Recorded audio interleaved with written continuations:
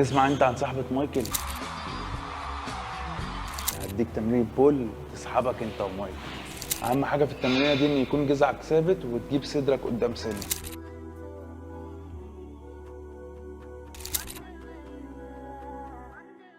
هتلعب تي بار رو بالماسكة الواسعة بالمنظر ده. ولو ما عندكش تي بار رو ممكن تلعب بنت اوفر رو. اهم حاجة في اللاب بول داون تمسك من الماسكة هنا وتكون كوعك لجوه وتلعب بالمنظر ده.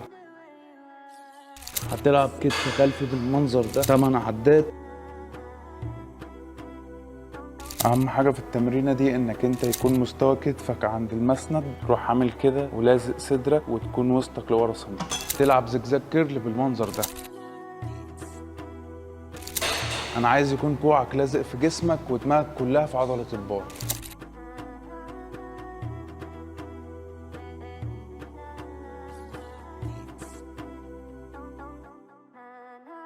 هتختم بدورين هايبر اكستنشن لحد الفيلير ويكون وسطك عند مستوى المسند بس.